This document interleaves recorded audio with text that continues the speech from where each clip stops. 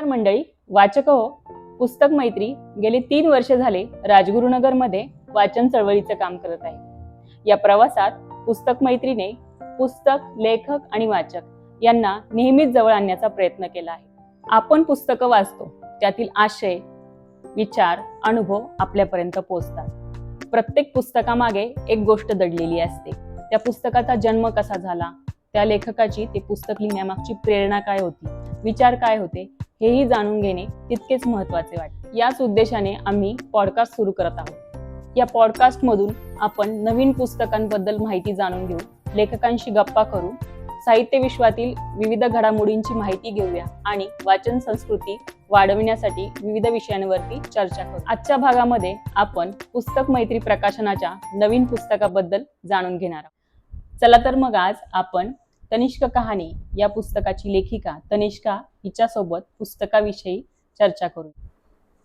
राजगुरुनगर परिसरामध्ये तनिष्का काळे एक taekwondo national player म्हणून तुझी ओळख आहे, किंवा राजगुरुनगरमध्ये तू एक चांगला खेळाडू म्हणून तुझी ओळख आहे. तर मला तुला असं विचारायचं आहे की आहार, व्यायाम, शिस्त यामध्ये रमणारी तनिष्का अचानक तुला पुस्तक लिहावंसं का वाटलं, किंवा आपण लेखक झालं पाहिजे असा विचार तुझ्या मनात कधी आला?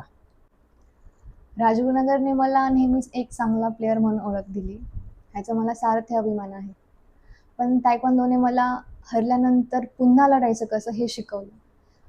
खेळामध्ये हार जीत जिंकणं हे होतच राहतं, पण तनिष्काची हार जीत हे फक्त तिच्यापुरतं मर्यादित नको होतं.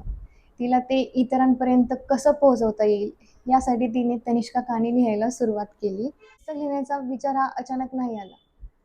मी जेव्हा माझे पहिले नॅशनल गोल्ड मेडल मिळवले, त्यानंतर क्लासचे स्टुडंट मला फॉलो करू लागले, मला विचारू लागले की तुझा हा संघर्ष, तुझा हा प्रवास तू कसा केला. पण मला हे जाणवलं की ह्याचं उत्तर मी प्रत्येकाला नाही देऊ शकणार. तर मग मी असा विचार केला की माझे हे अनुभव लोकांपर्यंत पोहोचवण्यासाठी मी तनिष्का कहाणी लिहायला सुरुवात केली. गमतीने मी असं सांगेल की तायक्वांदोच्या मॅटवरती किक उचलण्यापेक्षा मी हातात पेन धरला आणि तनिष्का कहाणी लिहायला सुरुवात केली. तनिष्क कहाणी हे पुस्तक लिहिण्या पाठीमागचा तुझा हेतू काय होता, आणि पुस्तक लिहिण्याचा विचार मनात आल्यापासून ते पुस्तक प्रकाशनापर्यंतचा जो प्रवास होता तो थोडक्यात सांगशील का? तनिष्का कहाणी लिहिण्यामागे माझा हेतू हाच होता की माझा प्रवास हा फक्त माझा नकोय, तर मॅटवरचं माझं पडणं असो किंवा माझ्या आयुष्यातील माझी हार जीत असो, तर प्रत्येक वळणावर आपल्याला ह्या सगळ्यांना सामोरे जावे लागते. तर माझ्या प्रवासात कोणी हार मानू नये, किंवा एखादी मुलगी संकटाला घाबरून जाऊ नये, किंवा एखादा खेळाडू जो संघर्ष करताना त्याला एकटेपण असे वाटू नये, यासाठी मी इतरांना उभारी देण्यासाठी माझा प्रवास लिहायला सुरुवात केला. जेव्हा लोक मला आवर्जून सांगू लागले की तुझा हा संघर्ष आम्हाला प्रेरणादायक ठरतो, तेव्हा मी असं ठरवलं की माझा आता हा संघर्ष एका कागदावरती नक्कीच आला पाहिजे. तर लोकांच्या या शब्दांनी मला लिहिण्याची एक नवीन ताकद दिली. सुरुवातीला लिहिणं थोडं अवघड वाटलं, पण हळूहळू भावना शब्दात रूपांतर होत गेला आणि शब्द मनासारखे जुळून येऊ लागले.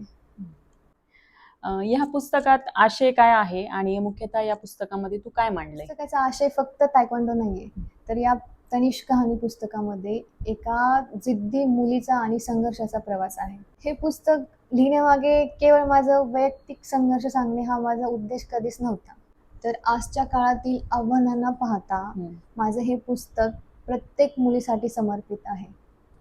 आपण महाराष्ट्रामध्ये तायक्वांदो सारख्या मार्शल आर्ट या खेळाची माहिती असणं ही मनोरंजनाची गोष्ट नसून ती एक सध्या काळाची गरज बनलेली आहे. आपण पाहतो समाजामध्ये मुलींवरती अत्याचार होत आहेत, रेप होत आहेत. का तर मुली सक्षम नाहीयेत. तर मुली सक्षम नाहीयेत, समाजात वावरताना मुलींनी इतरांची मदत न घेता स्वतःचे संरक्षण स्वतः करता यावे, हाच खरा स्वाभिमान आहे. थोडक्यात सांगायचं झालं तर हे जे माझे पुस्तक आहे ते मी पासून, म्हणजे एक सामान्य व्यक्ती इथपासून तर मी करू शकतो किंवा मी करू शकते, म्हणजे एक सक्षम व्यक्ती इथपर्यंतचा मी प्रवास माझ्या पुस्तकामध्ये मांडलेला आहे. या पुस्तकामध्ये अनेक ठिकाणी तुझे गुरु आणि तुझे आई वडील या दोघांचा तू वारंवार उल्लेख केलेला आहेस. तर मला असं विचारायला आवडेल की मुलगी वाढवताना पालकांची भूमिका काय असायला हवी? पालकांनी तिला किती स्वातंत्र्य द्यायला हवं? तिच्यावरती किती विश्वास टाकायला हवा? मुलीच्या बाबतीत पालक अगदी संवेदनशील असतात. मुलींना सक्षम कसं बनवायला हवं, याबद्दल तू काय सांगशील? तनिष्क कहाणी या पुस्तकामध्ये माझे गुरु ऋषिकेश खोमने सर, माझे आई वडील यांचा वारंवार उल्लेख आहे. कारण की त्यांची साथ होती म्हणून मी उभी राहू शकले. तर मुलगी वाढवताना पालकांची भूमिका काय असावी? तर सर्वात प्रथम पालकांना पिंजरा आणि पंख यातला फरक माहिती असणं खूप गरजेचं आहे. कारण की मुलीला पिंजऱ्यात ठेवण्यापेक्षा पंख देऊन उडायला शिकवणं हे खरं पालक तत्व असतं. आपण आपल्या मुलीसोबत तर आयुष्यभर तर नाही राहू शकत, म्हणूनच तिला पिंजऱ्यामध्ये न ठेवता उडण्याचे पंख दिले पाहिजेत. मुलीला सुरक्षित ठेवण्याच्या नादात तिला सक्षम करायचं विसरू नका. विद्यार्थ्याच्या आयुष्यात शिक्षक, पालक, विद्यार्थी असा एक त्रिकोण तयार होतो. विद्यार्थ्यांसाठी हे दोन्ही महत्वाचे आहे. पालकांनी, शिक्षकांनी एकमेकांच्या विरोधात न जाता एकमेकांवर विश्वास ठेवून काम केले पाहिजे. जेव्हा पालक आणि शिक्षक एक टीम म्हणून काम करतात आणि त्या विद्यार्थ्याला आधार देतात, तेव्हा तो नक्कीच जिंकतो. त्यासाठी पालकांचा विश्वास हा विद्यार्थ्यांवर असणं खूप महत्वाचं आहे. माझ्या आईवडिलांनी मला तायक्वांदो खेळाचे पूर्ण स्वातंत्र्य दिले होते. माझ्या आईवडिलांची अशी एक अट होती की तू तायक्वांदो खेळती तर तुझा अभ्यासही झाला पाहिजे. मी तायक्वांदो आणि अभ्यास हे दोन्ही एकदम परफेक्ट बॅलन्स करत होते. मला हे मुलांना आणि मुलींना सांगायचं आहे की खेळ आणि अभ्यास हे दोन्हीही महत्वाचे आणि आहे. शेवटचा प्रश्न, हे पुस्तक कोणी वाचायला हवं आणि का वाचायला हवं? तनिष्क कहाणी हे पुस्तक फक्त खेळाडूपुरतं मर्यादित नाहीये. हे पुस्तक त्या व्यक्तींसाठी आहे ज्यांनी परिस्थितीपुढे हार मानली असेल किंवा कुठली गोष्ट गमावली असेल. हे मी जास्तीत जास्त महिलांना आणि मुलींना रिकमेंड करेल की माझं हे पुस्तक नक्की वाचायला हवं. शेवटी मी एवढंच बोलेल की स्वप्न जर तुमचे असते तर संघर्षही तुमचाच हवा. त्या संघर्षामधून विजयाचा आनंद हा काही वेगळाच असतो.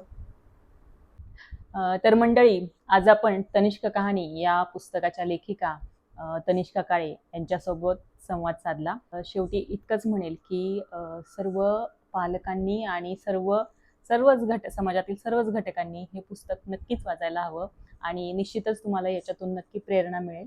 पुस्तक नक्की वाचा.